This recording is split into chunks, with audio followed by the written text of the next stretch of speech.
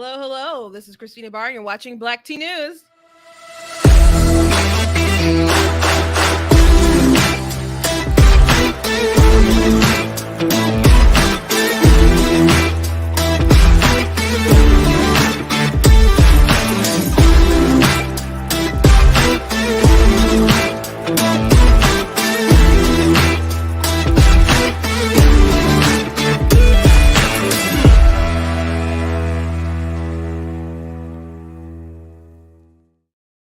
Hello, hello. Welcome to Black Tea News. I'm your host, Christina Barr. Today we're going to be talking about how our strategic oil reserves that are supposed to be reserved for like emergencies and stuff are being sent in other places in Europe and Asia, including China. As Trump would say, China, which I had a friend of mine. They were like, I wasn't going to get on TikTok. And then I saw this and they were so angry. It's one of those things where you're like, is that true? Did that happen? And yeah, it did happen. I also want to talk about Macy Gray. She's a singer, which I don't know a ton of Macy Gray songs, but the I try to say goodbye and I choke, try to walk away and I stumble. So she was on Piers Morgan's show, and she talked about how she didn't think if just because you say that you're a woman doesn't mean that you're actually a woman. And she's like, I know I'm going to get some backlash. Well, she got backlash. And she's on the Today Show, and I guess they bullied her into submission. So they're like, oh, education is important. Is education important, or are you just like interested in re-education and indoctrination? Because that's what it sounds like. So I want to go through that cringe interview because it clearly seemed like they just wanted her to apologize, and she tried to worm her way around it. It seemed like, but then she had to just I don't know, concede. She didn't have to concede, but she did concede. And why is the mainstream so interested in doing this? I have theories. I have my conspiracies, I guess you could say, about it, but it's pretty remarkable, the world we're living in right now. And I also want to talk about Elizabeth Warren, who has decided to wage a war on pregnancy crisis centers, it seems like. And I'm not, what kind of monsters would do this? So before we jump into all those things, I want to encourage you guys to go to blacktnews.com and check out different articles that we have on the website. I have my what is the 4th of July to the unborn article that is out.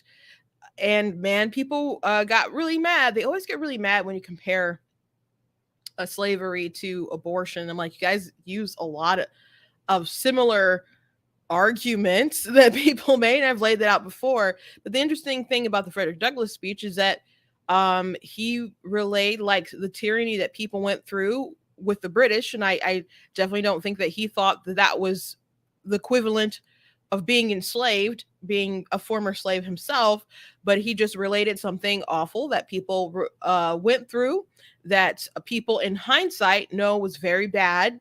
But at the time, when everyone was in the thick of it was a lot more controversial. And if you went against the British, you were a traitor and so on. You had to put a lot on the line. So he was relating that day and age to the injustice that he was currently going through. And I took elements of his speech and I related it to things today. So if you have the time, you can go ahead and read it. It's one of my hardier articles. It's like 2,000 words, but you're a big girl or man, I don't know. I'm sure you can take the time and read through it, but there's a lot of really great talking points.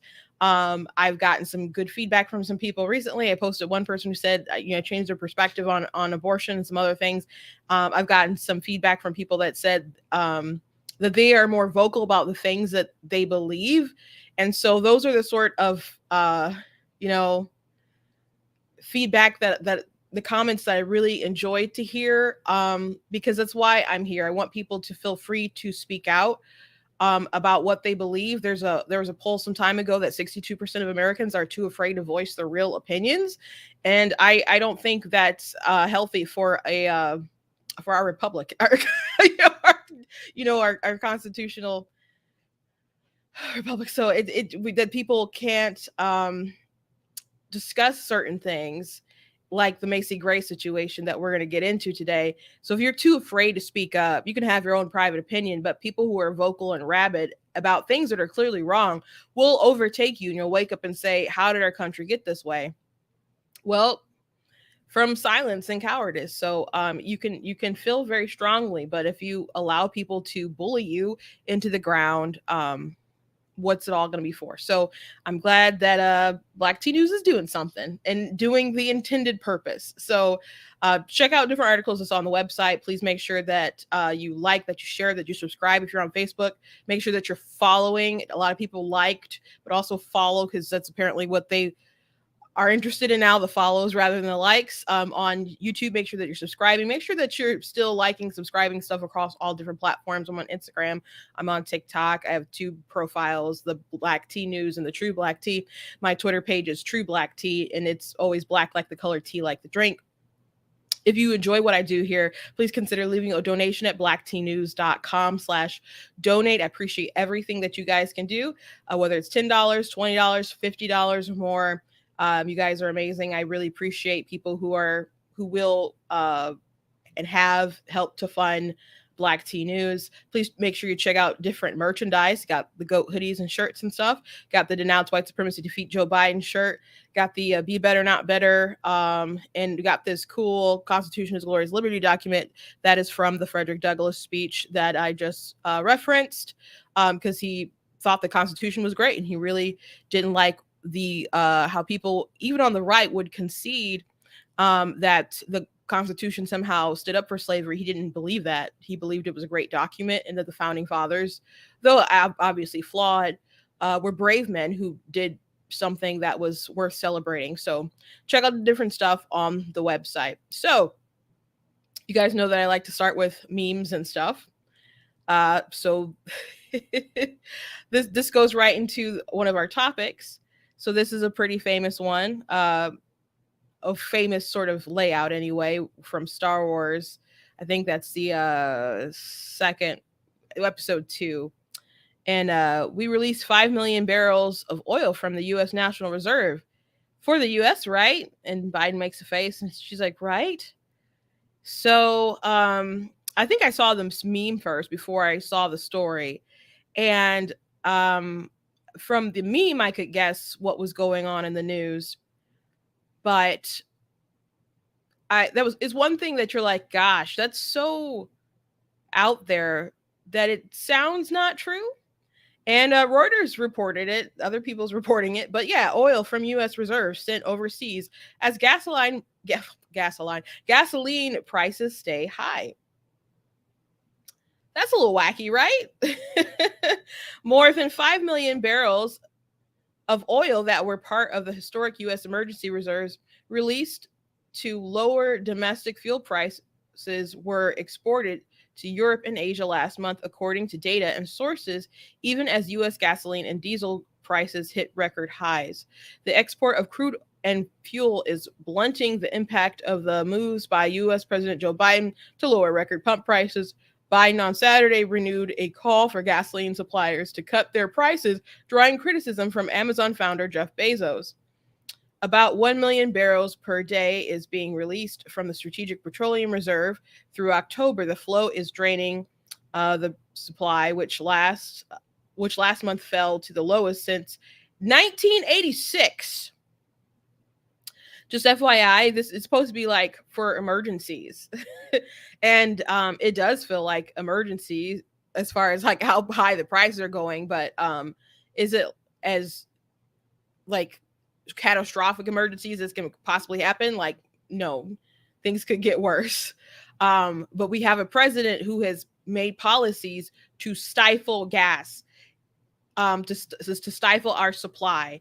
And it boggles my mind that there's so many people who are just like, oh, president doesn't affect gasoline prices. Well, he doesn't go to my local Mobil or Speedway and crack out a whip and says, this is the price today. No, he doesn't do that. But they have a very anti-fossil fuel industry rhetoric and policies that have made it a very risky business for people. Like, it's wild to me that he's complaining and saying, you people at these companies, you have to make the price reflect what it actually is and what you actually pay for. I've talked to people, like, go talk to people in the gas station. Get some perspective. These people, maybe they're lying to your face, but they'll say that they're not making a lot of money on the gas. And they'll tell you that it's very risky for them. It's a risky business right now. And Biden, they are rejecting leases left and right. They just rejected one not too long ago. So what we don't have in the future, or as far as what people will drill and lease for and get, that affects now, because people look at to what our future supply is going to be. And apparently with Biden at the helm, not great. But they want high gas prices because they want to move you away from fossil fuels. They have said as much on the campaign trail. And if you didn't believe them, gosh, you suck, I guess. Why did you believe them? They said it multiple times. And now there's people who are saying he has nothing to do with it. Or if not nothing, they don't think he has a big role to play in it all.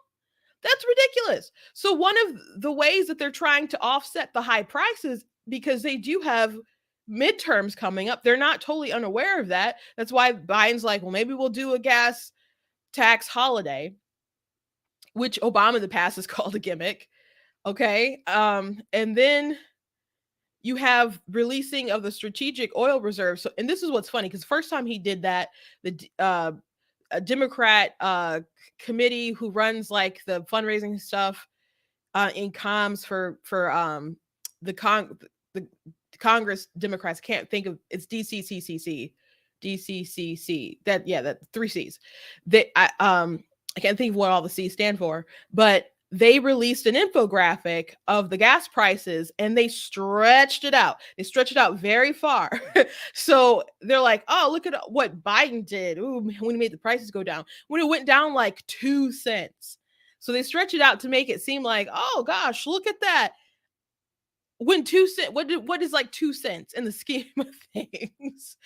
But they want to say that he can make it go down 2 cents. But if it goes up like $2, that's totally not Biden's fault. That is wackadoodle. That is so wackadoodle. And I can't even with these people. I just can't even. So they're tapping into the strategic supply to make the prices go down. But it turns out our strategic supply is apparently not only being used for us, it's being used around the world and going to places, including China. And we're at our lowest supply since 1986. I will not stop pointing this out. Our energy secretary is our former governor in Michigan. She was the governor before Snyder. And during that time, we called that period, I'm sure Democrats probably didn't call it that period, but that's what it's affectionately been known around in my circles anyway, as the lost decade. Like, that was the branding. And it stuck, I suppose, because that's what we kept saying. We don't want to go back to the lost decade. And we tried to relate that to Whitmer, but I guess that didn't pan out. But it just wasn't a great year that year. We had a lot of things on the ballot in 2018. People fail upwards. Like, the saying that the left can't meme. Well, the left does something far worse. They will uplift people who will ruin you. That's what the left does. They can't make a good meme. This is true. I've seen very few leftist memes that have made me laugh, that have been any sort of honesty to make a chuckle, or to be like, sometimes if you see something from like Occupy Democrats, I'm like, what kind of idiots tweet this stuff out? It's just blatantly false, blatantly stupid, just stupidly false. So they can't meme well, but what they will do is they will place people in power to make you feel like a joke, to make everything a joke. I'm sorry, she's not Gretchen Whitmer, might as well be. to put Granholm over energy. Now she had vested interest in green energy. A lot of these people in the government who want to see fossil fuels fail, they have vested interest in other things. They don't plan for gas prices to really go down. They're concerned about it because of just elections, but they want to transform the country. That is the end goal, and to get a buck off of it, and to get enrich themselves along the way. That's the goal. That's the goal. Another example of someone who they promoted, they can't meme, but they will do things to troll you in positions of power. Our health secretary and our assistant health secretary. You have Xavier Becerra, who didn't have experience for that position he's in, but he sued the Little Sisters of the Poor. And you say, oh, he didn't really sue the Little Sisters of the Poor. Well, he sued the Trump administration for protecting the Little Sisters of the Poor. And he's the health secretary. The health secretary who's currently trying to figure out how we can, I don't know, get around the Hyde Amendment so we can make sure that we have abortions all across the country, or helping women travel across the country to have abortion. So that's the health secretary. And of course, assistant health secretary is Mr. Levin, who believes that he's a woman and is not a woman, and is putting out policies that are like, hey, if you love your trans kids, then you'll affirm them and you'll give them surgery and hormones and all the other kind of stuff. And it ticks me off that Levin got confirmed with some Republican votes, because he should have been done. He should have been done when you had Senator Rand Paul question him and say, where are you at with giving minors hormones? And Levin wouldn't answer. They're like, oh, it's a very nuanced science, and when I'm confirmed, I look forward to having conversations with you. First of all, I don't believe that you're pretty much probably going to have the conversations unless they drag you in front of everybody in committee. But why would they wait till after you're confirmed? Why would they do like, there's no leverage there. It doesn't make any sense. Levin should not have been confirmed, and to especially since Levin was over Pennsylvania's COVID reaction and actually got his mother out of a nursing home because they knew that elderly people shouldn't be mixed with COVID, and those weren't safe places for them. So he got his mom out, but other people's mamas had to die. Love can't meme. They do something far worse.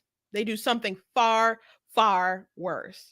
So anyway, just wanted to let you know to people who are running for office, maybe you should have lots of conversations at gas stations, and you should just let people know that they are sending some of the strategic oil reserves to other places while our gas prices go sky high, and our government really has no plan to tackle it. They really, really don't. That's just the world we're living in right now, and the reality. So let's move on. I want to talk about Elizabeth Warren, and apparently she's got a thing against pregnancy crisis centers. Now, mind you, people always, if you're having a conversation about I'm pro-life, people want to turn it on you and say, what are you doing?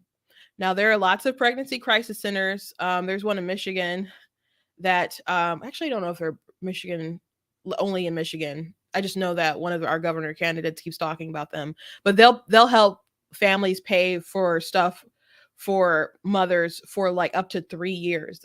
Diapers. There's different centers that will help with babysitting and counseling, and all sorts of things. So there's people out there. A lot of these crisis centers are faith-based, but they do whatever they can to help women in need. And that's not the only thing pro-lifers do, but there are people out there who are willing to help people in need. But you've had people who've been going around torching pregnancy crisis centers ever since really the draft of the Roe v. Wade opinion got leaked. And it's not something that's being talked about in mainstream media, how these places are being terrorized. So how can you say that you are pro-choice and you're against abortion? That's what some people say. Some people are just flat out pro-abortion, and they don't even identify as pro-choice. They're like, abortion is a good thing. We need to protect abortion. It's a moral good. Like, they've abandoned the pro-choice thing. The pro-choice is like, oh, I don't like it. I'd never want it for my family, but women should be able to do it. And I just respect people's choices, whether they choose to have their family or whether they choose, that they want to terminate that pregnancy for the betterment of their family later. That's the rhetoric, right? So how can people say that they're pro-choice and be like, now we're going to torture pregnancy crisis center? That's demonic. That is demonic. So anyway, here's Elizabeth Warren talking about pregnancy crisis centers. This is a news story. Also taking aim at pregnancy crisis centers. Here in Massachusetts, these so-called crisis pregnancy centers outnumber genuine abortion clinics by 3 to 1. She says women walk into the centers believing they'll get abortions. Instead, they try to talk women out of it. So wait. Hold. She's like, these so-called pregnancy crisis centers outnumber genuine abortion clinics 3 to 1 or 4 to 1. Let me go back a little bit so we get that right. Crisis pregnancy centers outnumber genuine abortion clinics by 3 to 1.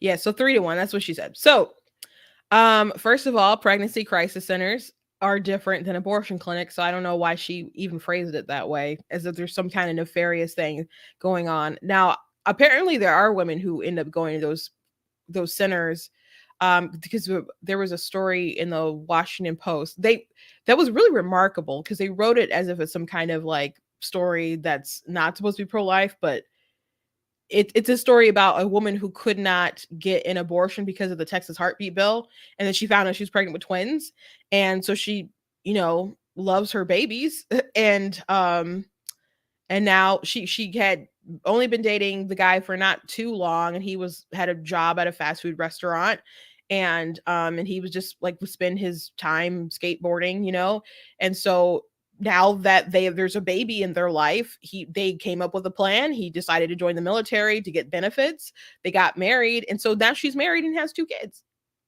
and she'll be able to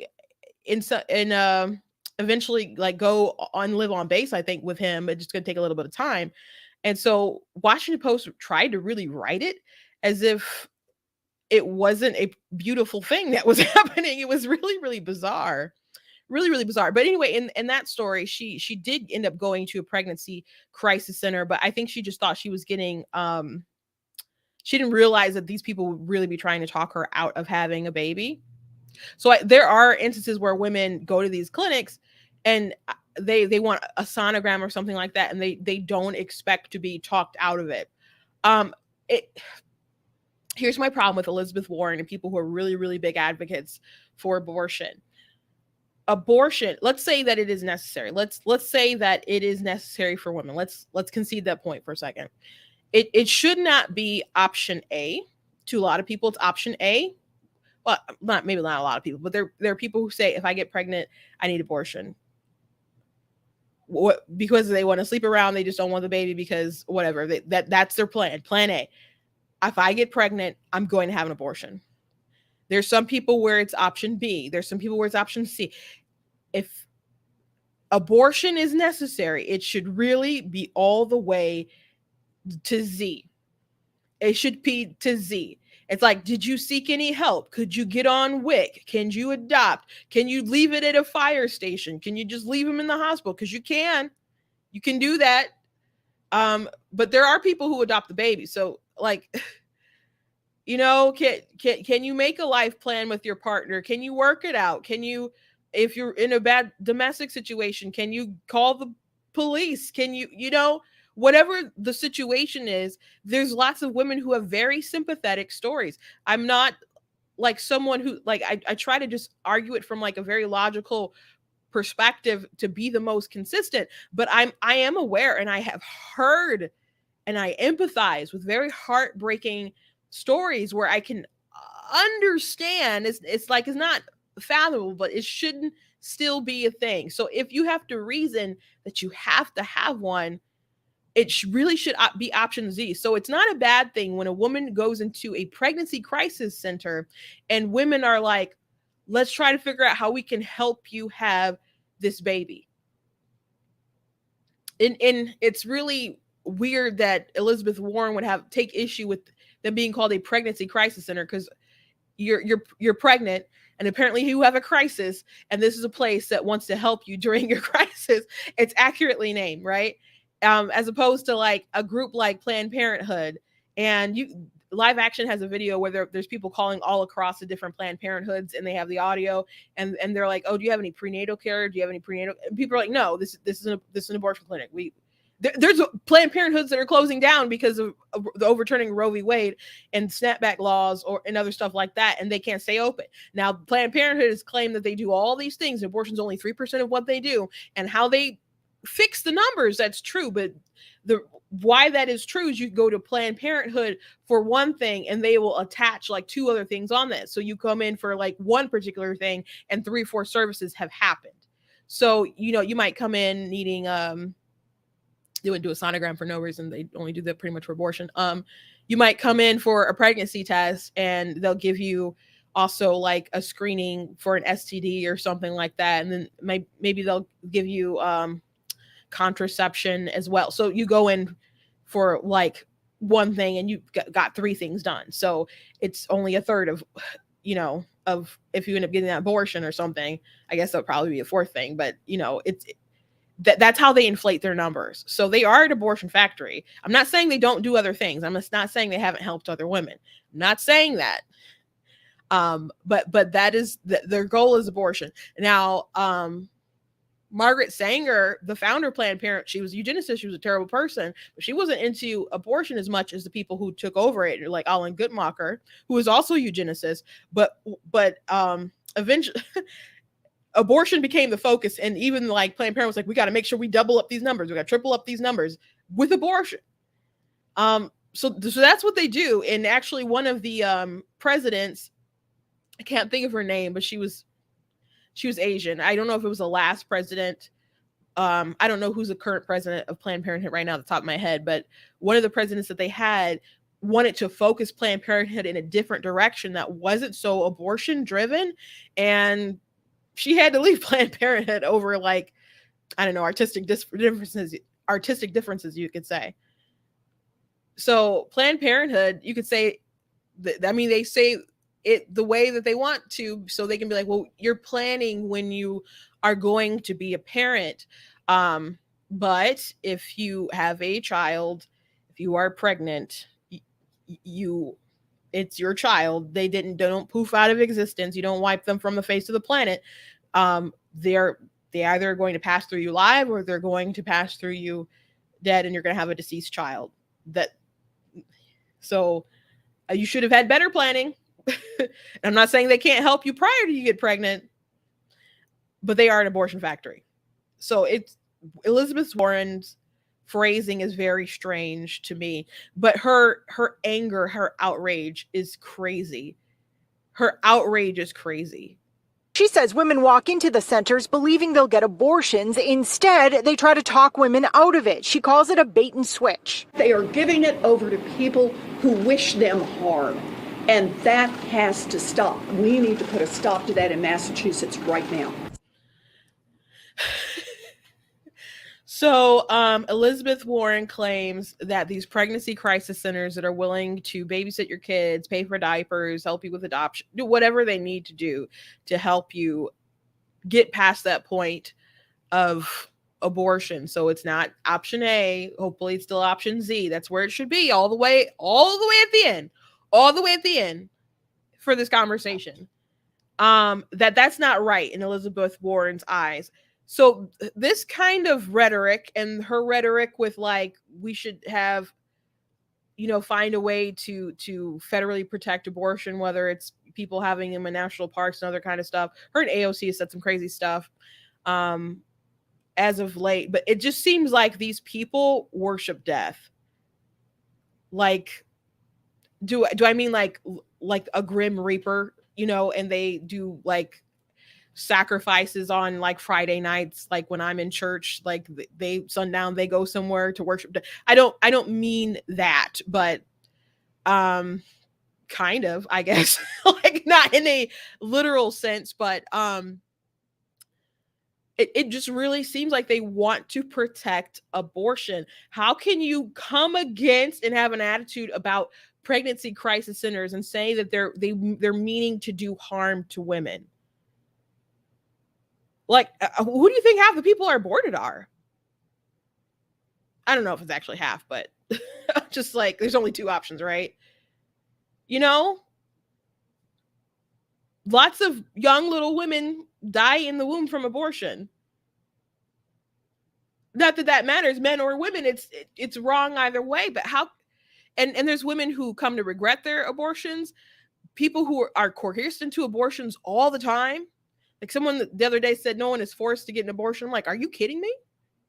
Do you know how many women like I've talked to who were forced by family members or boyfriends and, you know, to go do that? What about people who are sex trafficked? What people are forced into that all the time. I don't know if we'll ever really, there is a study. But like a lot, Guttmacher and other people do like a lot of the studies and stuff about reasons why people have abortions and stuff.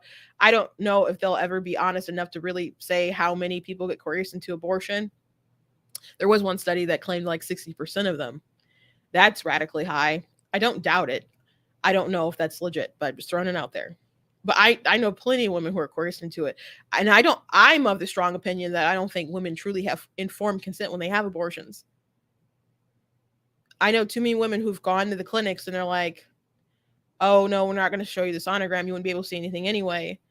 And if you knew anything about development, you know that it was a lie. They're just trying to make their sale.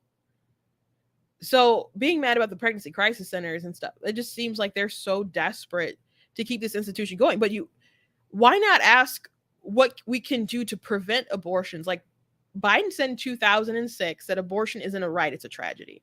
That's what Biden said before in the past. And safe, legal, rare used to be the thing that Democrats said.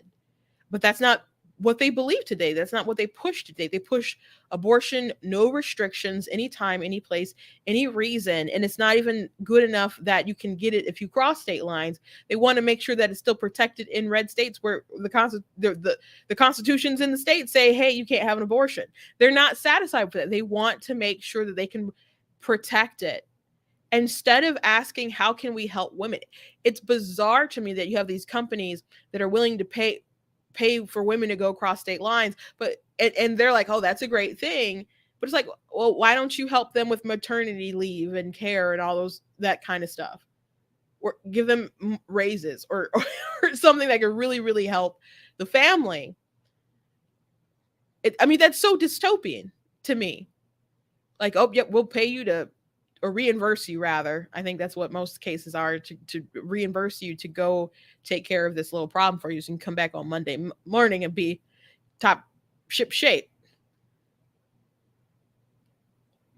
Before a woman gets to the situation where in the place where she needs to have an abortion, we need to ask, how can we prevent her from getting there? And there's a lot of people who don't want to take accountability to not get to that place. But we need to do something in our society to make people get to that, hey, we're not going to be at this place where we have an unwanted pregnancy. Now, you can't stop unwanted pregnancies, but you can stop a lot of the crazy things that end up in abortion land. Did you know 86% of abortions from unwed women? 86% of abortions. And I did a TikTok that I released today and put on my Facebook if you haven't seen it, where I'm having a conversation. It's one of those, you're arguing with yourself, and one of the versions of me have purple hair. So you know that it's the liberal side. And so having a conversation with like, hey, you should try abstinence. That's like the cheapest contraceptive and it's the most effective. And the liberal like laughing, like, did you just say abstinence? Ha ha ha ha. You know, which people have done. I don't even like, I mean, I personally believe you shouldn't really be having sex outside of marriage, but that's the religious zealot in me coming out, I suppose. But and the wise religious zealot in me It's obviously a smart choice, but whatever. Not everyone's going to do that, but it's smart advice. You should take it. But I've had people literally tell me it is literally impossible, which is strange to me because I'm just like, I'm sitting over here with my absolutely not having sex at the moment I'm talking to you. Like I'm literally like not doing it right now, or literally being abstinent right now, rather.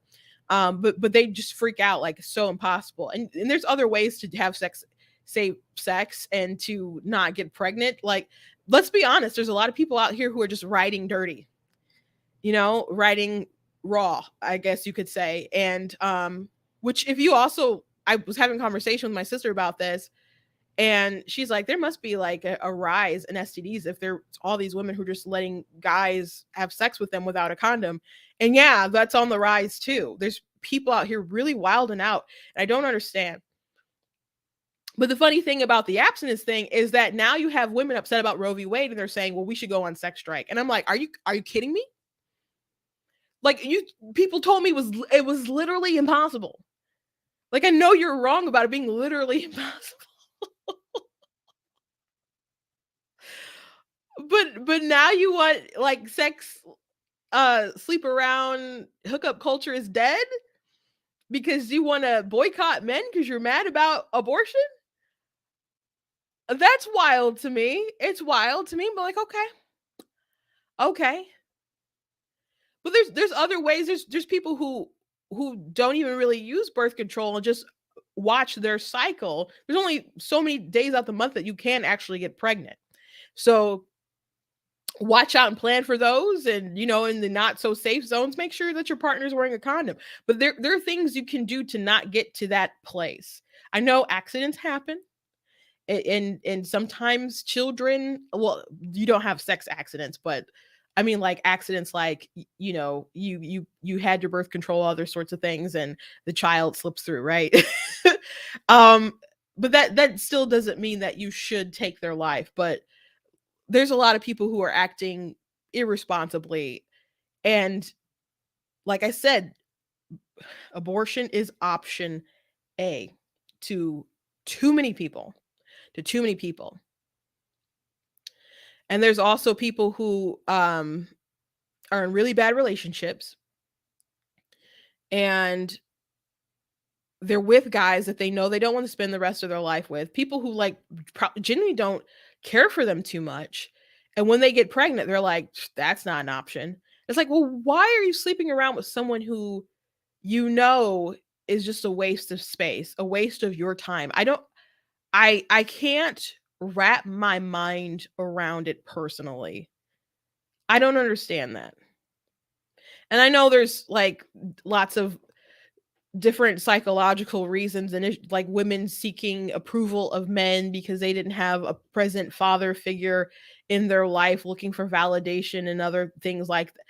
I know there's all kinds of societal reasons that can bring a woman to that sort of point of view, but a lot of it stems from a broken sort of home, and like fatherless homes. A lot of that stuff is like repeated generational stuff, or likely to be generational stuff if you look at statistics. We have a lot of societal harm that we just keep repeating that'll eventually get this woman to this place where she feels like she needs an abortion. Now, if she gets to that point where she feels like she needs one, why is it a bad thing that you have a pregnancy crisis center that's there willing to help them to get out of feeling so trapped in that? Why does that offend Elizabeth Warren? Because they just want to protect the institution of abortion. I don't know. It's just because of the ideology, because some people are just super radical pro-choice because they've had an abortion, or they have a friend or family member that has had an abortion, and they feel devoted to the ideology and they have to protect it to somehow validate and justify the decision that they made. There's also donors, right? I'm sure she gets, Planned Parenthood PAC checks and other stuff like that.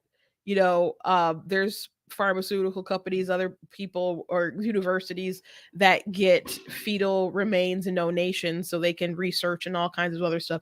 It's a really big industry, right? That's part of the push. This isn't like just organic. Everybody just woke up and felt so strongly passionate about this issue. That's not a thing.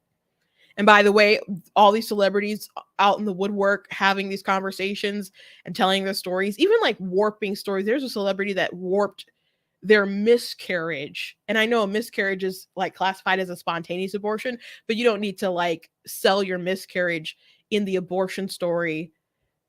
That is weird. Just like, please kindly exit stage left. That is not the same, but everybody wants to feel so included, but they do get marching orders from the White House and other places. We talked yesterday about Deborah Messinger on a call with the White House with like did they say dozens of other celebrities and activists? I don't know what other celebrities were on the call, but they get together and they put out certain messages together on purpose in a uniform sort of way. Not organic. This stuff is not organic. So when a woman gets to this place where she says, I can't financially do this, I don't have the support system, I need to finish school, how am I going to do this?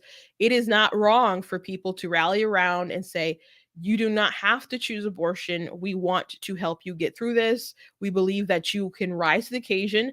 You can be a great mom, or we can help. If you really feel that you're not ready, we can find other resources for your child. But please don't choose to terminate the life. It is not a bad thing that pregnancy crisis centers exist. And there's a lot of people saying a lot of evil things as of late, but this is up there. This is up there. Elizabeth Warren is up there on like the evil cat. Maybe I need to make like a top evil thing that a politician has said since the Roe v. Wade started. This would rate really, really high for me. Kamala Harris would rate also really high as well.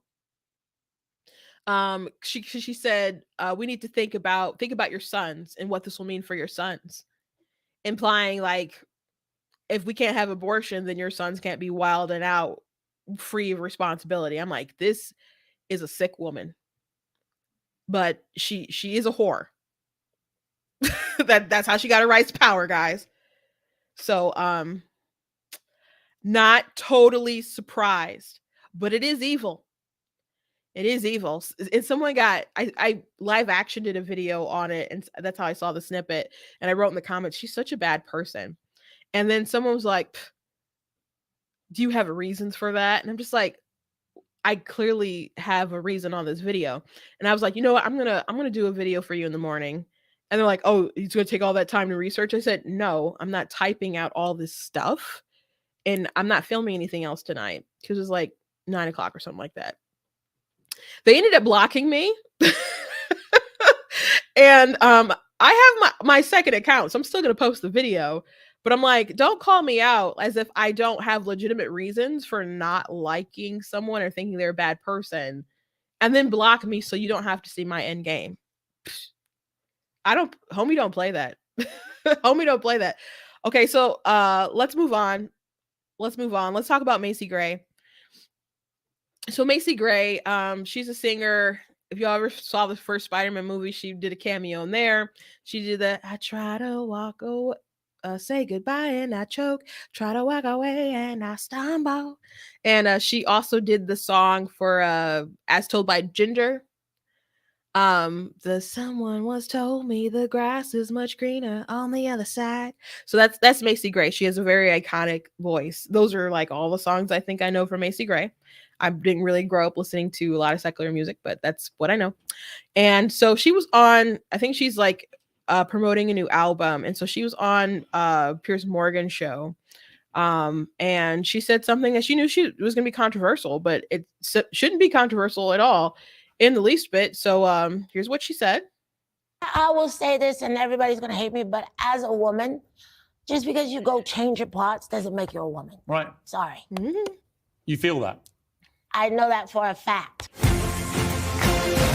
So that's like the snippet that started it going around. And I'm like, oh, a brave one for telling the truth. Didn't last long. She obviously said more in the segment, but that was what was going around.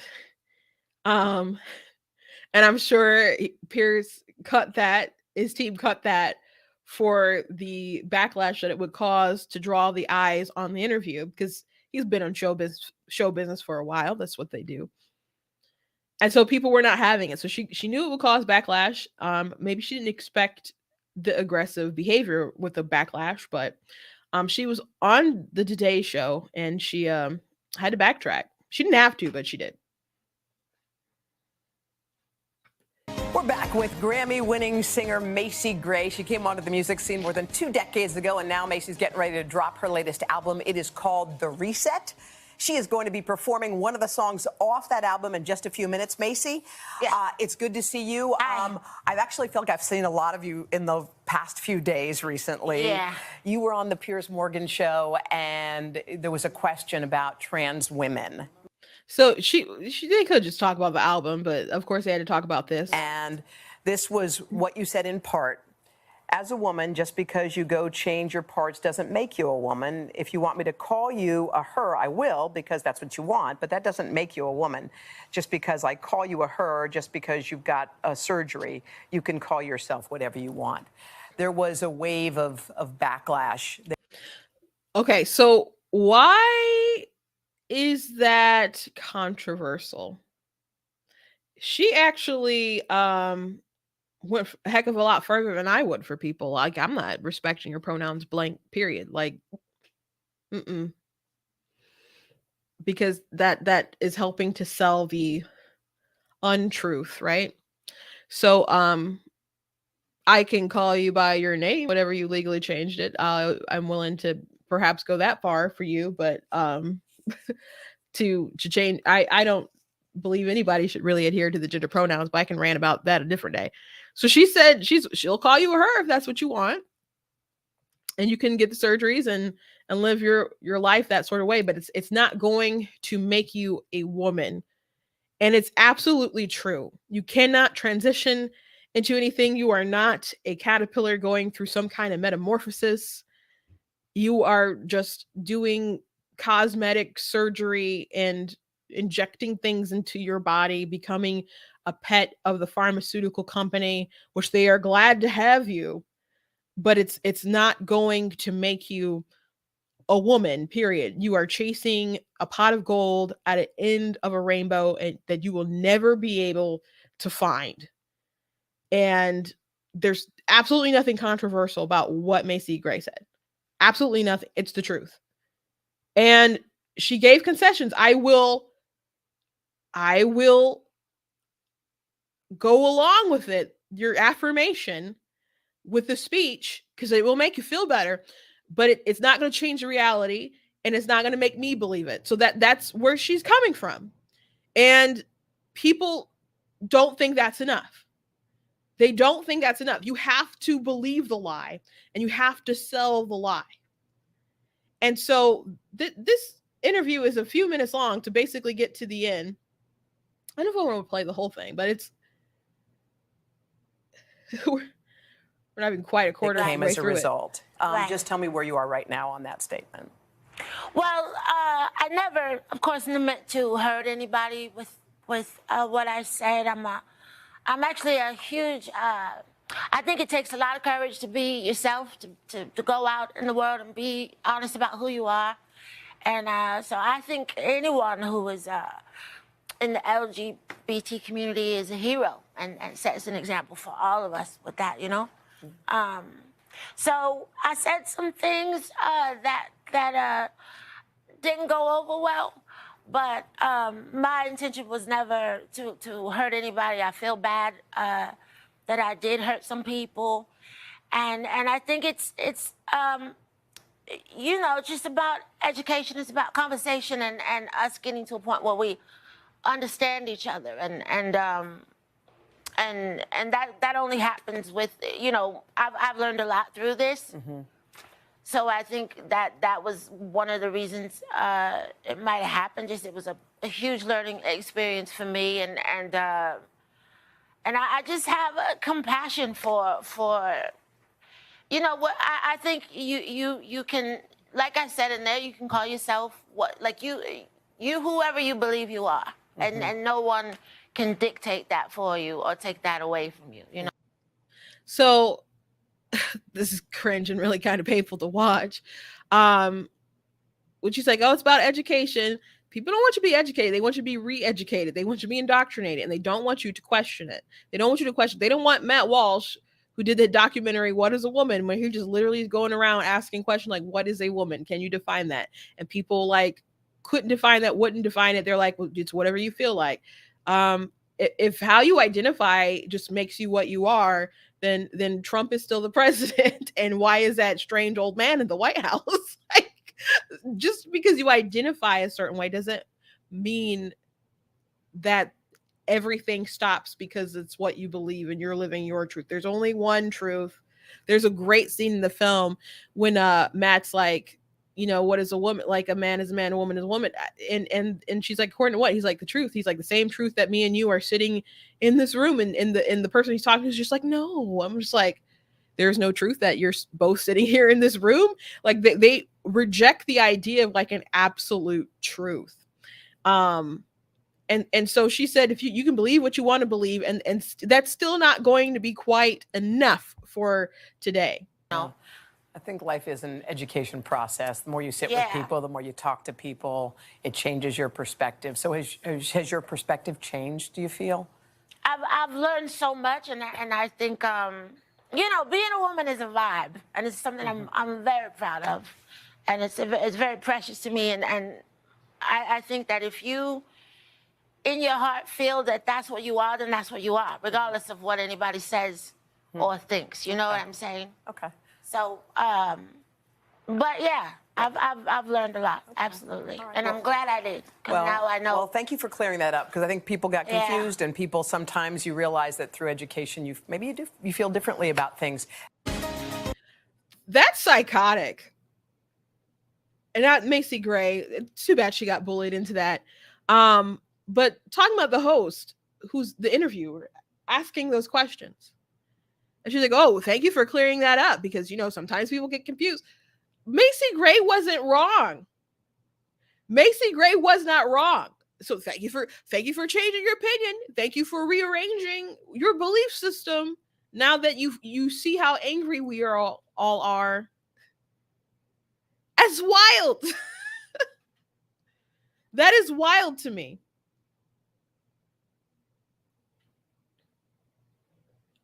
So it's not enough that you can address someone by their preferred pronoun. She said she's willing to do that to make you feel happy, but it doesn't change what you are. That's not enough.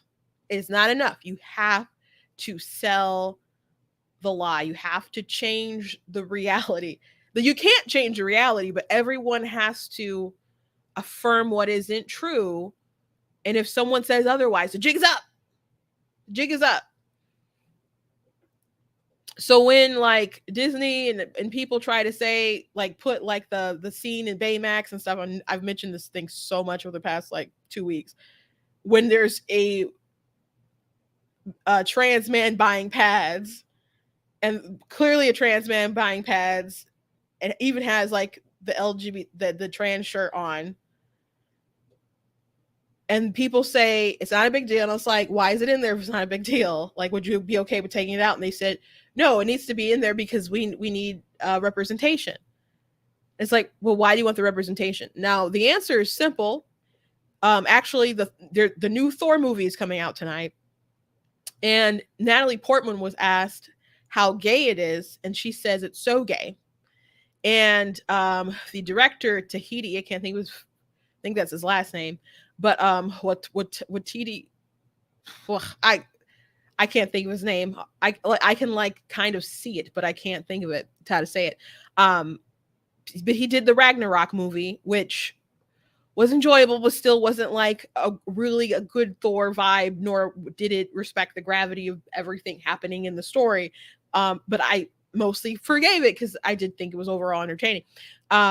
However, I was like, I'm not seeing the new Thor movie. I didn't like this kind of stuff I was hearing about it, so I'm not going to see it. Besides, I haven't seen a Disney movie since Far From Home. I think that was the last one I saw, and I didn't like it. Yeah, Far From Home. I think that was the last one. I did see WandaVision, but I didn't love that one either.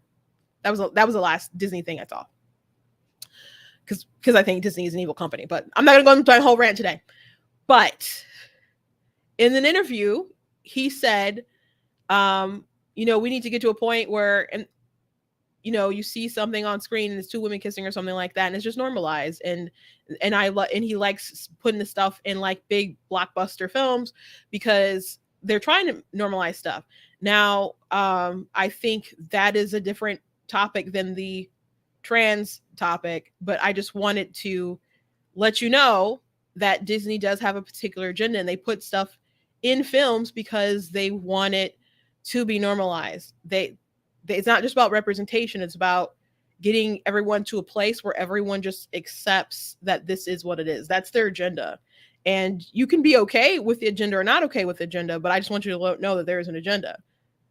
There is an agenda there. So everybody bullying Macy Gray and people being mad about the parental rights and education bill, and Biden making it so that, Title IX includes your gender identity, and that schools and other organizations could lose their funding if they don't affirm people's identity, if they don't let the boys in the girls' locker room compete on the sports, including like schools' lunch programs. That is to make people compliant with their new world order. Now, politically, this doesn't make a lot of sense as far as like what will happen in elections, because I believe this is a pretty unpopular thing to be like, hey, you might not be able to have a school lunch if you don't let your daughters get whipped by these boys who saying they're girls. I politically, that is not a great move. But why do this? Because it gets them quite a bit of power, I think, in the meantime. And if they can, it doesn't matter if they lose some seats here and there, if they're trying to break down the system and remake it in their image. Like House seat there, House seat here, Senate seat there. Is that really the long game, or is the long game to redefine our country? I think it's to redefine our country. And I think you can do a lot of sort of redesigning when you break down people's ability to say what is true or not. I think one big factor of the whole trans movement, not the rest of the alphabet, I'm talking about the trans movement, is to sort out the weak. To sort out the weak, to see who is willing to throw out principles and truth and reality to the rage mob. Who's willing to do that? And once you find out who's willing to jump on their knees and beg and bow to the new world order, there's a lot that you can work with. Like COVID, there were people concerned about people staying safe, but the fear porn that people had, that was about power. That was about power. It wasn't about keeping you safe. These people weren't scared when they were breaking their own lockdown rules. That was about power. And they were trying to see how much they could amass. As a matter of fact, Newsom, I think Whitmer, Lori Lightfoot, other politicians were saying things like, this is like an opportunity, right? And maybe they didn't mean for it to come out as nefarious as it came out, but it was definitely nefarious, in my opinion. They had certain agendas that they wanted to get done with this stuff. And the stuff with the trans community, even though there's like really no long-term studies on what's going to be happening with these kids, there's like I believe it's a Swedish study that sex reassignment surgeries, people are still like suicidal and stuff, and it doesn't really, well, it can't work. You can't change your gender and stuff. You can like change some stuff cosmetically, but you're still going to be either a man or a woman. There's reason to not push this kind of stuff off on kids, and people don't care because the political ends for them will justify the means, even if it costs, like I said, a seat here and there. But they're trying to see how far they can push and how much they can warp. And it is a good conduit to a lot that they want to accomplish. And some people are just kind of entrapped in the ideology, and they don't have like a reshape America sort of worldview. Yesterday, we talked about a mother who is excited to get these books for their child that had a lot of trans stuff in it. And then a month later, she was like, "Oh shoot, my daughter believes she's a boy now." And I think that's fine if that's the case, but I don't really think that's what my child is. And the father thinks that I'm have indoctrinated her with the stuff, so I'm concerned that he's right. And the moderators and people like that she was reaching out to were saying stuff like, you shouldn't even talk to your child because you don't believe them, and you should find a gender therapist. And it was wild seeing people say that a parent should not even talk to their child, their 7-year-old, about these feelings, and they should just go to someone who's paid to figure these things out, right? Or just in most cases really affirm, and then you become a mule for the pharmaceutical company, right? Or experiment, Frankenstein, whatever. So I don't think that mother is part of the big evil dastardly plan, right? I think that she was just in the ideology, trying to do the right thing, virtual signal allyship, and then there didn't realize she was doing some harm to her child, introducing these ideas. But then there's other people who are also like in the ideology, and they're so stuck on it that they had to shame her. And I don't know what the follow-up is after everybody shamed her. I don't think the article really mentioned much of that. I have to go back and reread it.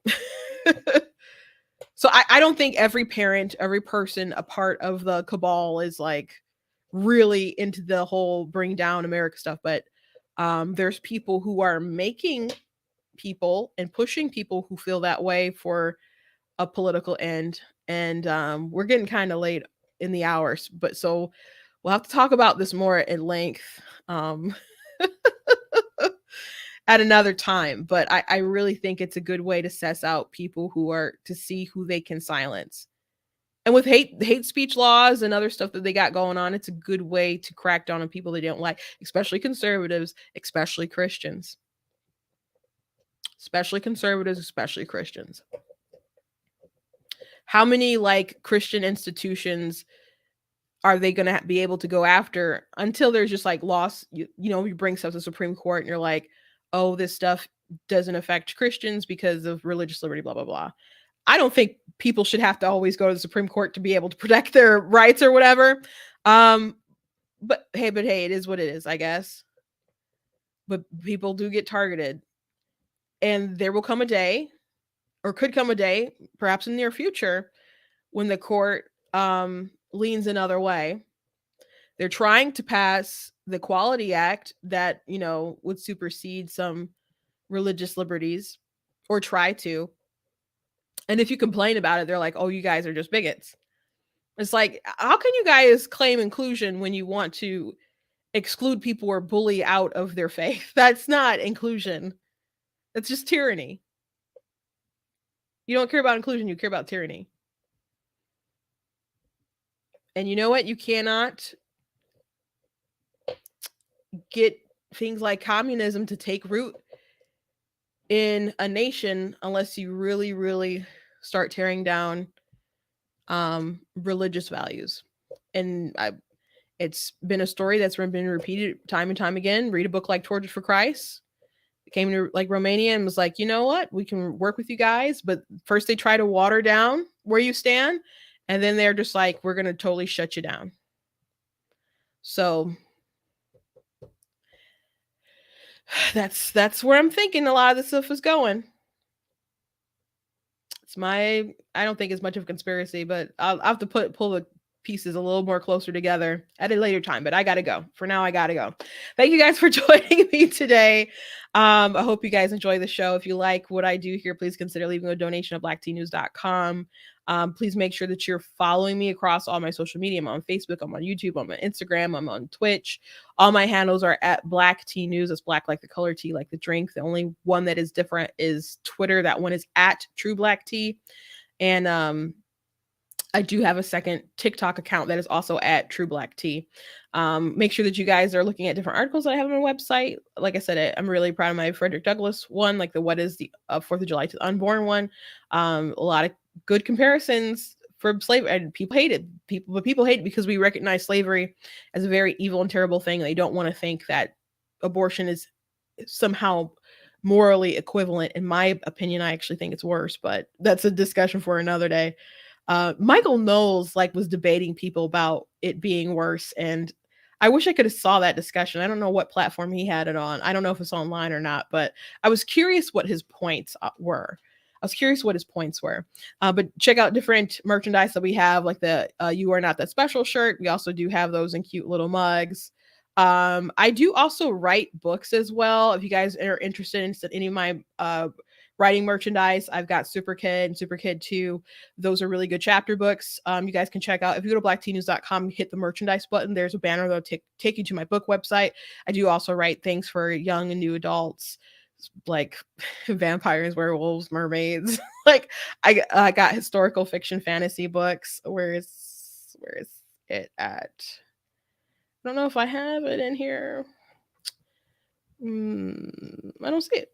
Oh, here we go. Color of God's Eyes. That's my babies. They're all my babies, but this is a historical fiction fantasy book. Think like X-Men meets the Civil War. So check that out. Also have a nonfiction faith book, Slay Your Fear, How to Overcome a Spirit of Fear. That's my only nonfiction book, but during the times of COVID, people had lost their minds, and so I started writing. It's not exclusively about COVID or anything. It's really about overcoming all kinds of fear. But I wish people had taken my advice, because people really took political advantage of people and their fear. If you don't know how to tame your fear, people will take advantage of you, and that's exactly what happened. Because Rahm Emanuel, was it, who made the saying, "Never waste a good crisis"? The Democrats live by that. It's been repeated, and that's what they campaign on. They will take advantage of a crisis to build their power. And when they know that they can gain power in a crisis, you can get to the point where they will create a crisis, or they will exacerbate a crisis. Like COVID was, a lot of things that happen with COVID is because of our reaction to it, not necessarily the virus. And the virus, I'm not, I knew some people who got really sick. My dad, had it really, really bad. And I've talked about the sort of things about my family went through when he had it and was in the hospital for a really long time, actually. And they really tried to get him to go to a nursing home. That really ticked me off. So I'm not saying it wasn't a bad thing that happened, but our policies, we made a lot of, I wouldn't say mistakes, but they were deliberate fatalities, it seemed like. Deliberate oppression. A deliberate ruining of our economy. A lot of it to not only gain power, but to get who out of office. But hey, if you can just identify as something and that makes you the thing, then how is Trump not president? I'll leave you with that thought. And I'll